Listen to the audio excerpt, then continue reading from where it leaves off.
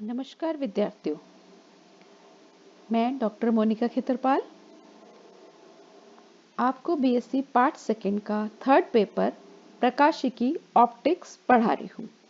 इसमें आज अपन fifth unit start कर रहे हैं। फिफ्थ यूनिट है लेज़र तथा होलोग्राफी।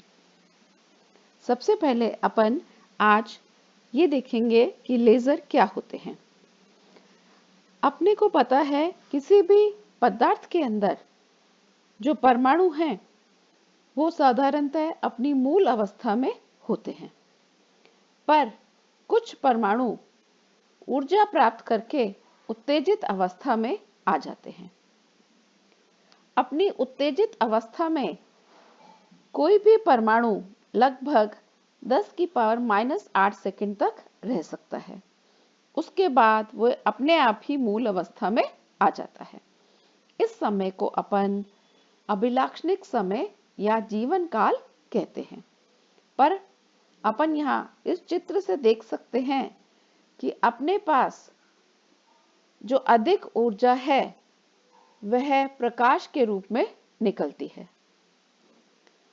और जो उत्सर्जित प्रकाश की किरणें हैं, मैं मान लूं मेरे पास एक परमाणु था उत्तेजित अवस्था में, वह अपनी मूल अवस्था में आया। मूल अवस्था में आने पर जो प्रकाश किरण निकली उसको हमने इस प्रकार से साइन वेव की फॉर्म में रिप्रेजेंट किया है। परंतु दूसरा परमाणु अपनी उत्तेजित अवस्था से मूल अवस्था में आ रहा है, तो यह जो उससे भी प्रकाश की तरंग निकल रही है, पर यह जो परिवर्तन है यह अचानक है। इन दोनों तरंगों की कला में आपस में कोई निश्चित कला संबंध नहीं है। इसी चीज को मैं इंग्लिश में समझा देती हूँ। क्या है? We consider a system in which we have atoms.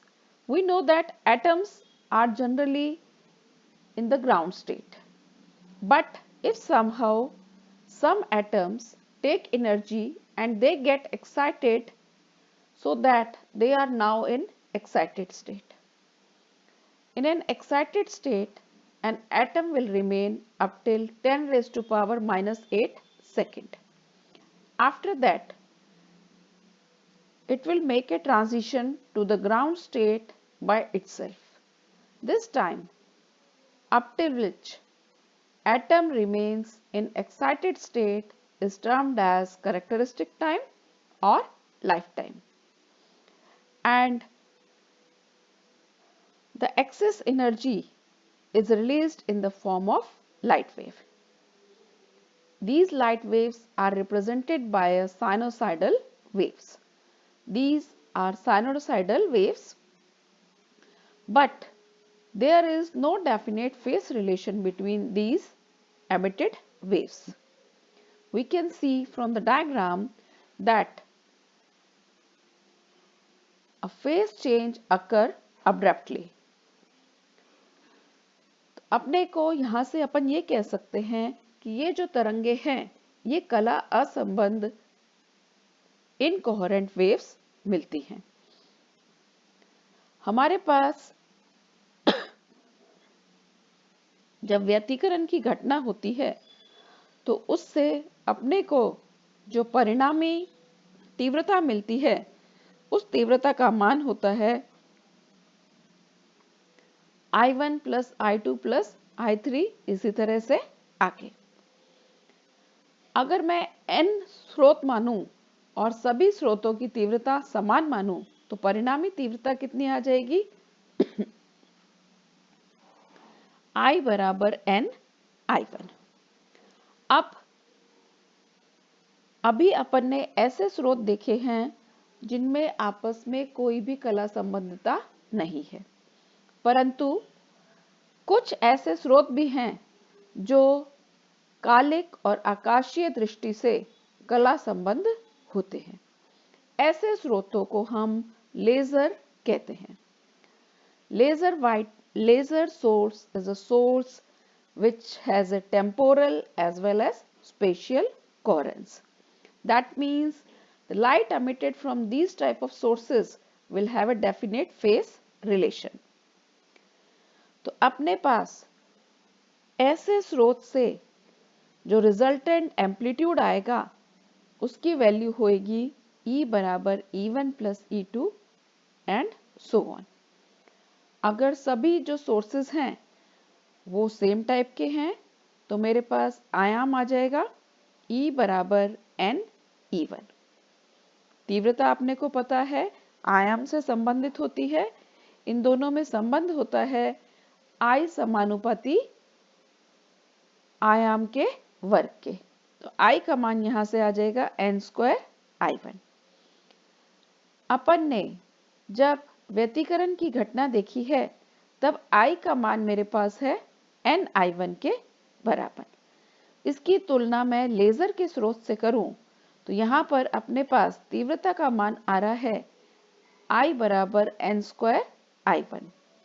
तो यहाँ पर जो उत्सर्जित प्रकाश स्रोत है उससे निकलने वाला प्रकाश n गुना अधिक तीव्र होता है। It is more intense by a factor of n। तो अपन लेजर को हाईली कोहेरेंट वेव कहते हैं। लेजर की क्या फुल फॉर्म है? Light amplification by stimulated emission of radiation. विकिरण के उद्दीपित उत्सर्जन द्वारा प्रकाश का प्रवर्धन। अब अपने पास अगर हम परमाणु देखें तो उसके अंदर विभिन्न ऊर्जा स्तर हैं। विभिन्न ऊर्जा स्तर के अंदर 3 प्रकार की प्रक्रिया संभव है। यह 3 जो घटनाएं हैं यह हैं अवशोषण, स्वतः उत्सर्जन और उद्दीपित उत्सर्जन। क्या प्रक्रिया है ये? इसको अपन आगे समझते हैं। Absorption, spontaneous emission and stimulated emission। ये देखने के लिए मैं किसी भी परमाणु के 2 ऊर्जा स्तर I am assuming 2 energy levels M and N and taking the energy to be EM and EN। तो मेरे पास 2 ऊर्जा स्तर हैं N और M। अब पहली प्रक्रिया है अवशोषण की। अवशोषण के अंदर मैं मान रही हूं कि मेरा जो परमाणु है वो निम्न ऊर्जा स्तर M के अंदर है। मैं इसके ऊपर एक प्रकाश डाल रही हूं जिसकी की आवृत्ति है म्यू के बराबर। यह प्रकाश इस परमाणु से टकराता है और इसको अवशोषित करके यह परमाणु उच्च ऊर्जा स्तर में चला जाता है। The atom in the lower state absorb the incident light and get excited to the higher energy level। तो हमारे पास परमाणु M से N स्थिति के अंदर आ गया। इस कंडीशन को अपन अब्जॉर्प्शन कहते हैं। ये प्रक्रिया कैसे हुई? हमने इसके ऊपर बाहर से फोटोन डाला, उस फोटोन ने इसको स्टिमुलेट किया, तो इसीलिए इस अवशोषण को अपन उद्दीपित अवशोषण भी कहते हैं। अब हमारे पास ये जो उद्दीपित अवशोषण हो रहा है इसकी प्रायिकता ये किसके ऊपर निर्भर करेगी? ये हमारे जो 2 एनर्जी लेवल्स हैं, एक हमने M माना है, इसकी एनर्जी मान लें EM, और दूसरा जो हमारा nth ऊर्जा स्तर है इसकी एनर्जी मान लूं मैं EN। तो ये हमारे ऊर्जा स्तरों के ऊपर निर्भर करेगी और ये निर्भर करती है कि कितनी संख्या में फोटोन उसके ऊपर आपतित हो रहे हैं। मतलब ये निर्भर करेगी ऊर्जा घनत्व spectral energy density U new के ऊपर। तो प्रति सेकंड प्रायिकता का मान m से n के अंदर जा रहा है परमाणु, तो हम प्रायिकता को लिख रहे हैं Pmn। ये समानुपाती आ जाएगा u न्यू के। समानुपाती का चिन्ह हटाएं तो नियतांक आ जाएगा। तो Pmn का मान आ गया Bmn u new. Bmn Einstein का अवशोषण गुणांक कहलाता है। Bmn is the Einstein absorption coefficient। अब दूसरा जो प्रोसेस है वो है स्वतः उत्सर्जन, स्पॉन्टेनियस एमिशन का। हमारे पास हम मान लें कि परमाणु उत्तेजित अवस्था N के अंदर है। हमें पता है कि परमाणु उत्तेजित अवस्था में 10⁻⁻8 सेकंड तक रह सकता है। उसके बाद वह अपने आप ही निचली अवस्था में आ जाएगा, M अवस्था के अंदर आ जाएगा। तो N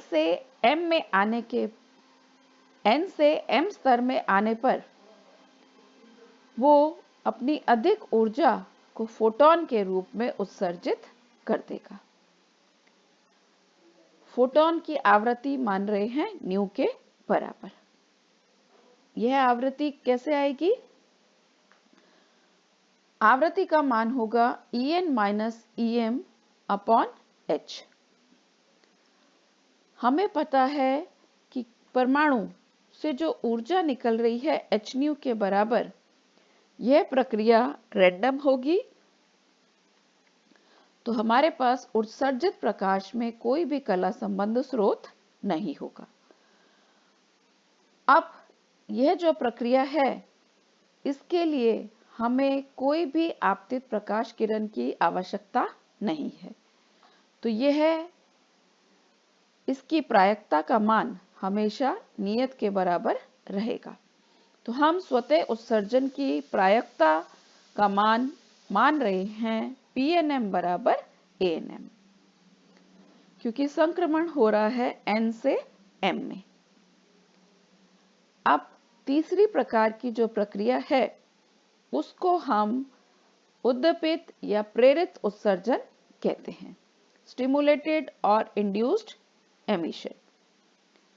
हमारे पास हम ले रहे हैं कि एटम एक्साइटेड स्टेट के अंदर है। अब इस कंडीशन में अगर इसके ऊपर कोई भी फोटॉन आपतित हो रहा है तो वो जरूरी नहीं है कि निचली अवस्था से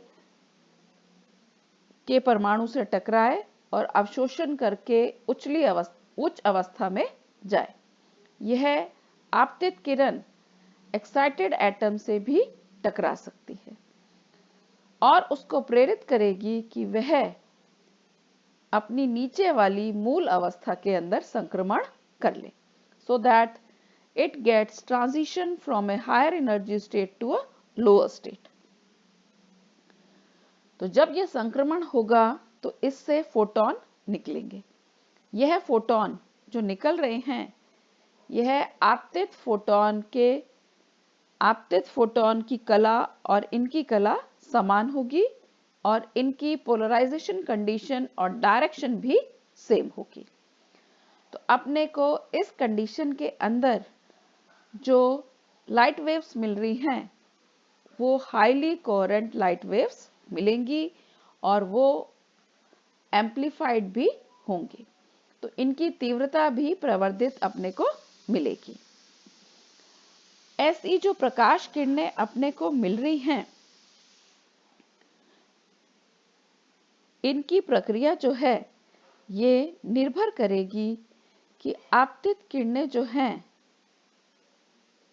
उनका ऊर्जा घनत्व कितना है। It will depend on energy density of incident waves। तो प्रायिकता का मान आ जाएगा Pnm बराबर Bnm u म्यू। यहाँ Bnm नियतांक है। इस नियतांक को हम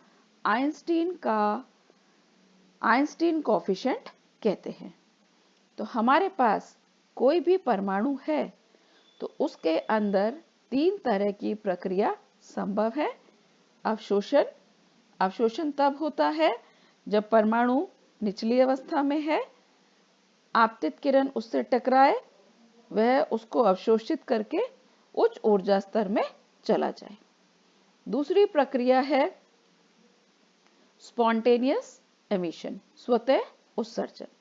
स्वतः उत्सर्जन का अर्थ है कि परमाणु अपने आप ही उच्च अवस्था से निचली अवस्था में आ जाए। और तीसरी प्रक्रिया है उद्दीपित उत्सर्जन, स्टिमुलेटेड एमिशन की। इसके अंदर एक आपतित प्रकाश किरण द्वारा परमाणु अपनी उच्च अवस्था से निचली अवस्था के अंदर आ जाता है।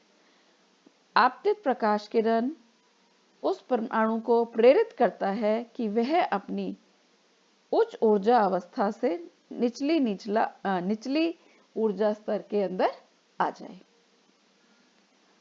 तो यह 3 प्रक्रिया किसी भी परमाणु के अंदर संभव है। Thank you students for watching.